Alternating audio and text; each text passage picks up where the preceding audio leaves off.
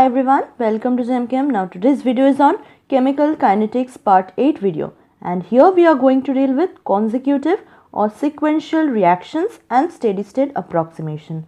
Now before starting, already 7 videos are uploaded in channel. You can watch it. I will give the link in the description box as well as the I button present above this video.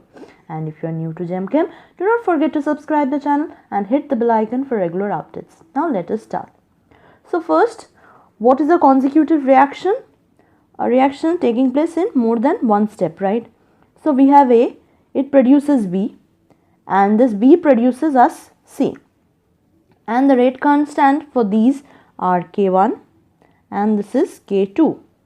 If we consider for time equals to 0 and for time equals to T, then the initial concentration of A will be concentration of A naught and the concentration of B and C will be 0.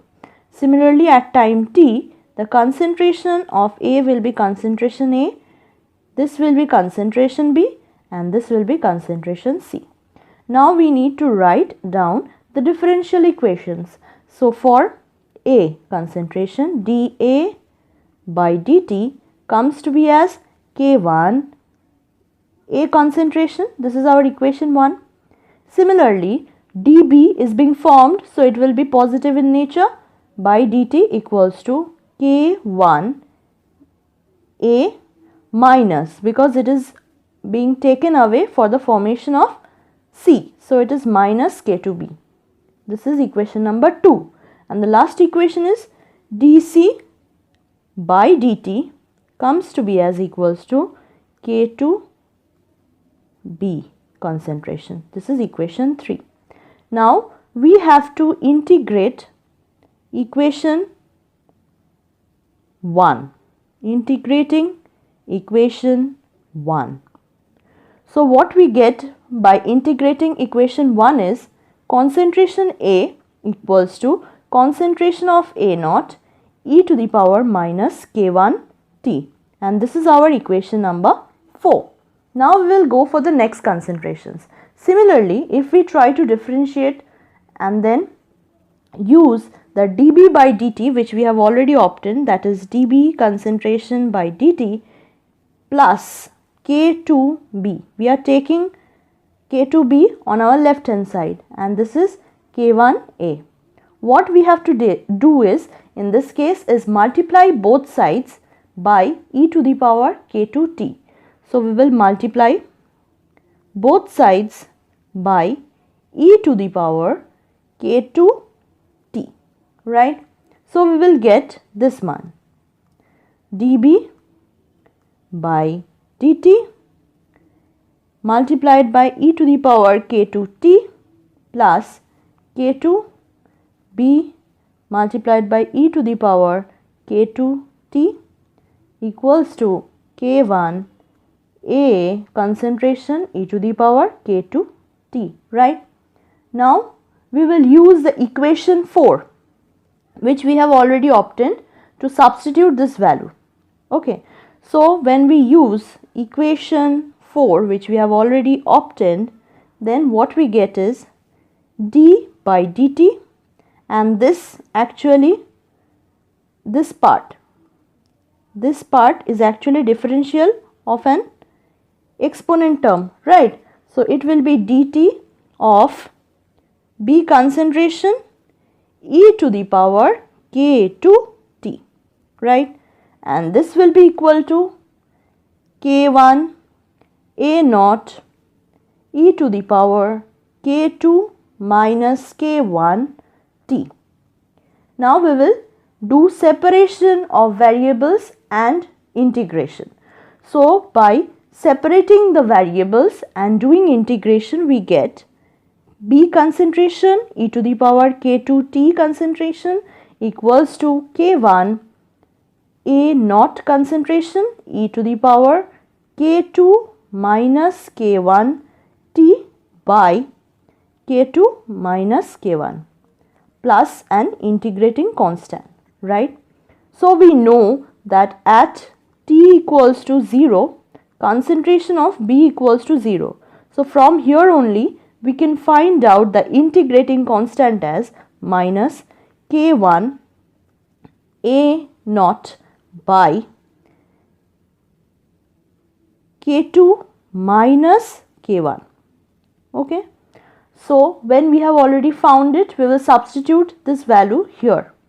So on substitution, finally what we get is this one, that is B concentration e to the power K2T equals to K1 A naught K2 minus K1 e to the power K2 minus K1T minus the integrating constant value, which is this one, by K2 minus K1.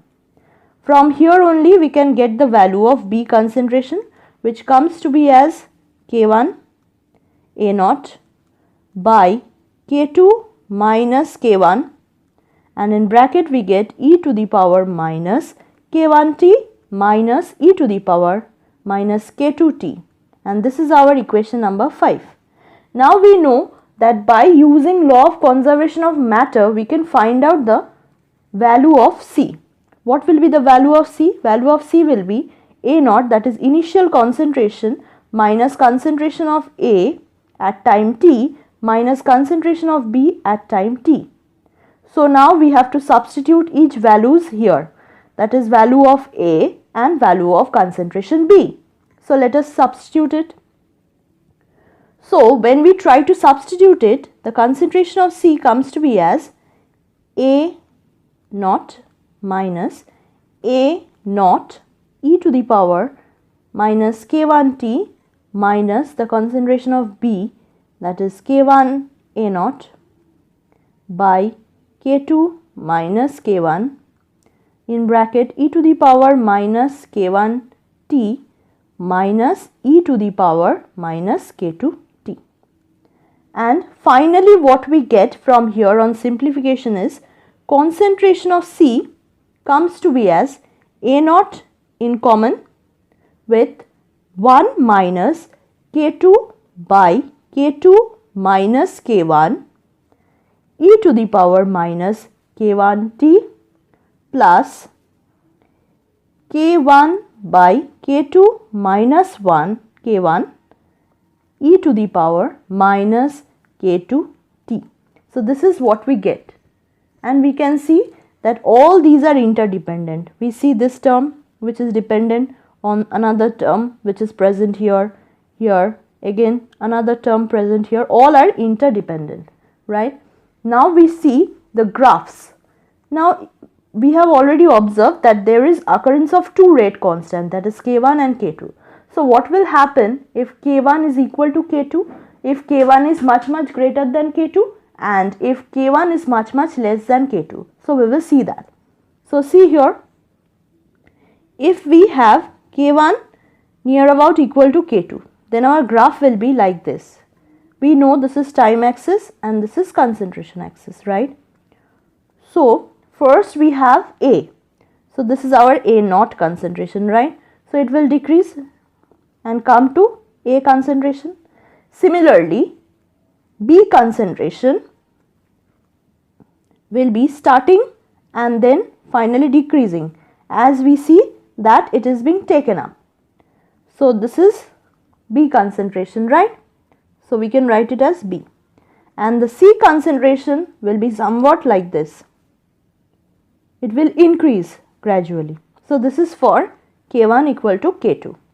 Now we will see for K1 greater than K2. So K1 much greater than K2. The axes will remain same, and for A naught also the graph will remain same. This is A naught, right? And this is A concentration. But here first step is taking place much higher amount, right? So the B formation will be more. So this will be our B, but the formation of C is less. So it will come in the downside. So this is our C. This is the way the graph goes. Similarly, if we take K2 much greater than K1, then same axes, and if we consider for A, it will be a gradual decrease. Why gradual decrease? Because first step is slow. So it will be like this. we have A here. Now for B, it will be occupied very fast. So this will be our B, and C will be formed very fast. So it will be like this. So these are the three graphs for consecutive reactions and different rate constants, right? Now we will see the T max and the B max, that is when the time taken is maximum and when the concentration of B is maximum. To find B max, see here, we have the concentration of B, right, which is equals to concentration of B equals to concentration of A naught and K1 multiplied by it, K2 minus K1 and e to the power minus K1 T minus e to the power K2 T, right? Now you have to understand that we, when want to take out the maximum quantity, then the differential gets 0. So at the maximum point, okay, the differential of dB by dt will be equal to 0 and time will be at that age T max. So on differentiating, we will have dB by dt equals to 0. This K1 A naught by K2 minus K1 is our constant, and this will become minus K1 e to the power minus K1 T max plus K2 e to the power minus K2 T max, right? Now from here we can understand that this is a constant, right? This part is a constant and can never be 0. So it is not equal to 0. But this part can become equal to 0. So in the next step we can take it like this, that since it is equal to 0, so K1 e to the power minus K1 T max equals to K2 e to the power minus K2 T max, right? So we get K1 by K2 equals to e to the power K1 minus K2 T max. If we want to have T max, we can take ln, that is ln. So T max equals to ln K1 by K2 divided by K1 minus K2. So we have obtained the value of T max. Now we require the value of B max, right? So B max will be equal to like this. B max is equal to K1 A naught by K1 K2 minus K1 and e to the power minus K1, and we will substitute the value of T max here. So 1 by K1 minus K2 ln K1 by K2. Similarly, for next one we will write e to the power minus K2 by K1 minus K2 ln K1 by K2. Okay. Now we will simplify it. Since there is e and there is ln, we can simplify it like this. That is K1 A naught by K2 minus K1, and this will be K1 by K2 to the power K1 by K2 minus K1. Similarly for this one, K1 by K2, and this will be K2 by K2 minus K1, since we are removing exponential with the help of ln, right? Now in the next step what happens is we can take it together like this. This remains as it is and the next part gets changed. 1, we consider this as 1 minus K1 by K2 to the power K2 by K2 minus K1 minus K1 by K2 minus K1. From here we can write K1 A naught by K2 minus K1, and this one is K1 by K2 to the power K1 by K2 minus K1, and in the bracket we have 1 minus K1 by K2, right? So we can also write it as finally A naught K1 by K2, K1 by K2 minus K1 plus 1, P max concentration. This is how we get it, right? Now an example to get out the B max is decomposition of ethylene oxide to produce acetaldehyde, then it will decompose to produce methane plus carbon dioxide. Now we will see for the next part, that is for steady state approximation. We will see steady state approximation. So let us see. We know the concentration of B, right? So what is the concentration of B? It is equals to K1 A naught by K2 minus K1 e to the power minus K1T minus e to the power minus K2T. So if K2 is much greater than K1, so we can say that B is short-lived, it will be taken up to form C very faster. So K2 minus K1 will be nearly equal to K2. Similarly, e to the power minus K2T will be much lesser than e to the power minus K1T, just the opposite of this pattern, right? So we can write it like this, that is K2B is equals to K1 A naught e to the power minus K1T, and this is equals to K1 A. We can also write it as K2B is equals to K1 A. So what is K1A? K1A is the rate of formation of B, and this is rate of disappearance of B.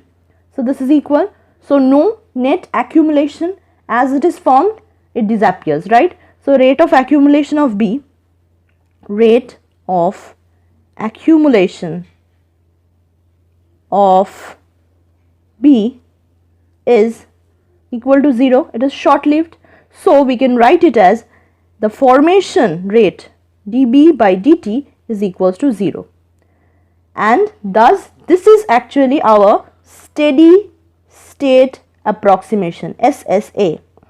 What it states: for a short lived intermediate having a transient lifespan, there is a constant.